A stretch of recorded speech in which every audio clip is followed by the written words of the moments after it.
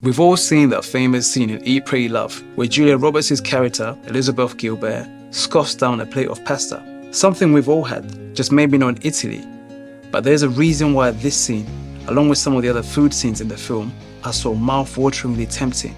But after watching them, all you want to do is book a one-way ticket to Italy, find the same or the closest restaurant so you can have the same fantastical, sensuous experience. The funny thing about this scene and some of the other food scenes in the film is that the food itself isn't anything complex. These are simple foods made with simple ingredients, where when they come together, produce some of the greatest culinary pleasures anyone can have anywhere. It helps that Liz is in the best place in the world to have some of these foods, but this isn't the only reason why these scenes have become so iconic and why they play such a huge part in the storytelling of this film.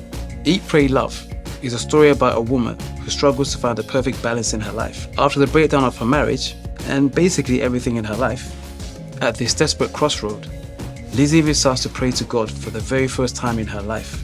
In her desperation to once again feel a sense of happiness after requesting a divorce from her husband, so begins the journey of self-discovery. Her year-long trip begins in Italy, the eat phase of her Eat, Pray, Love journey.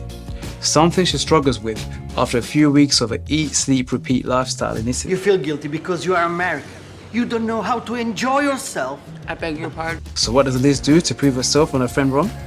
She goes on an Italian culinary adventure. And it's here that Liz begins to relearn what unbound, unrestricted, guilt-free, tasteful eating is like. The truest of connections is born.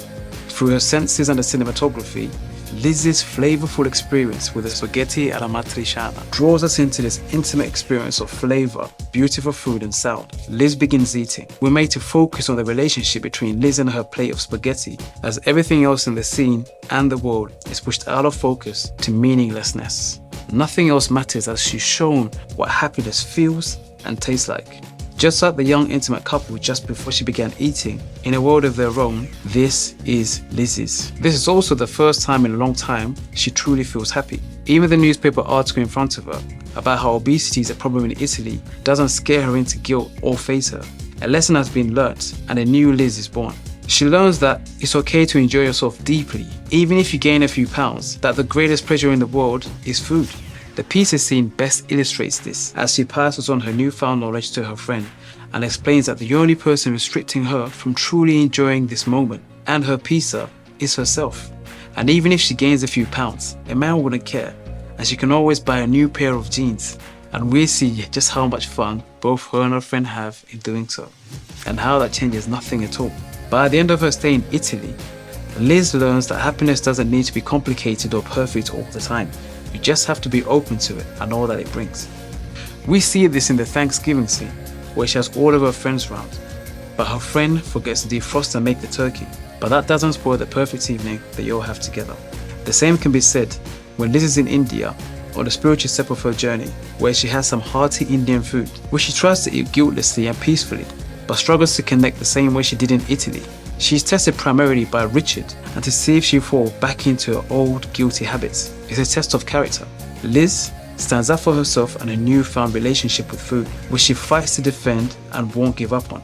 It's here where she realizes she needs to learn a new lesson to add to this one. She needs to learn to find peace within. The food in Eat, Pray, Love is used as a revealer of all the possibilities you can have if you really take the leap wholeheartedly. It reveals deep truths about you that you often aren't aware of. Be it good or bad, through food, it always is completely honest. Thank you for watching. Please like and subscribe.